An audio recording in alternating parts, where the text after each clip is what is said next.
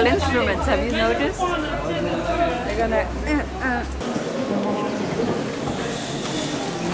Oui, nous avons organisé des traductions. Español, hay español, castellano y Espagnol, allemand.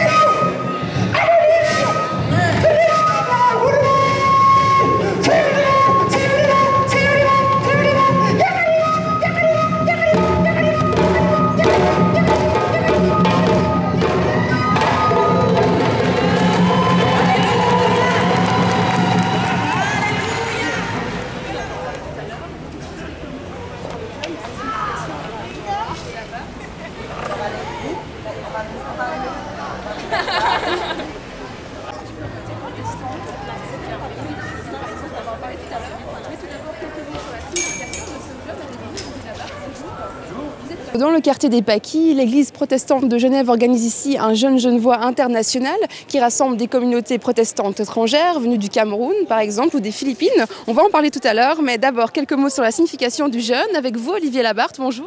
Bonjour. Vous êtes pasteur. Alors depuis le Moyen-Âge, il y a des jours de jeûne dans les cantons suisses, mais d'où ça vient? Comment on l'explique? Alors le jeûne trouve son origine dans l'Ancien Testament où par solidarité, les églises, au moment de catastrophes, de drames, de guerres, de peste, décident de mettre à part une journée par solidarité avec les populations qui souffrent. Et le jeûne genevois plus particulièrement, c'est quelle origine? Alors, à Genève, nous avions un certain nombre de jeûnes, et puis au moment des guerres de religion, au XVIe siècle, et notamment après le massacre de la Saint-Barthélemy, il a semblé important à l'église de Genève de marquer cet événement par un service religieux particulier. Pourquoi ce n'est pas possible de trouver un même et seul jour pour tous les cantons? Parce que nous sommes en Suisse. Alors, au XIXe siècle, la Diète fédérale a décidé d'avoir qu'un seul jeûne pour tous les cantons, le jeûne fédéral. Mais par genevoiserie, Genève a résisté et a demandé le maintien du jeûne genevois, ce qui a été acquis. Et vous, vous jeûnez par exemple aujourd'hui? Non, une tarte au pruneau. C'est quand même une pratique qui se fait plus rare alors aujourd'hui? Non, le jeûne existe dans beaucoup de communautés religieuses où il y a des nuits de jeûne, des temps de jeûne. Mais aujourd'hui, dans la tradition, le jeûne genevois n'est pas jeûné. Merci beaucoup.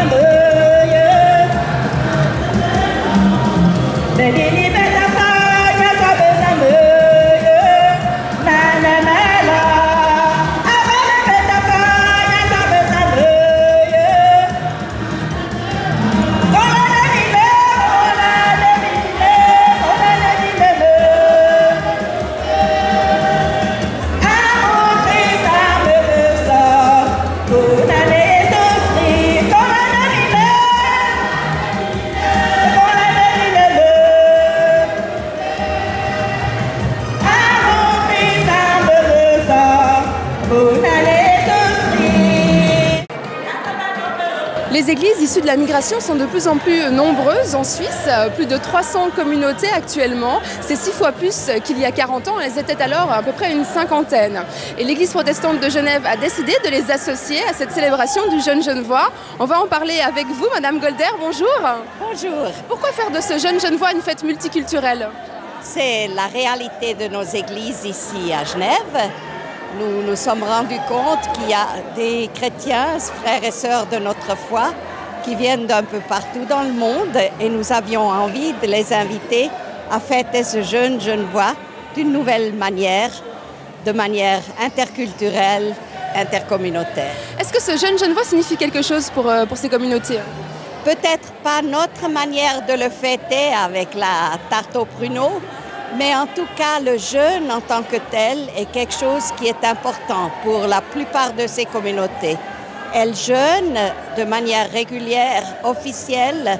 Par exemple, il y a une communauté qui n'est pas ici, africaine, qui m'a dit qu'ils avaient prévu de jeûner ce jour. Ils se sont réunis hier soir, ils vont jeûner jusqu'à la tombée de la nuit cette nuit. Merci beaucoup. Voilà François, il me reste à vous souhaiter une bonne soirée avec une pensée particulière pour les Genevois et les non-Genevois qui ont travaillé aujourd'hui.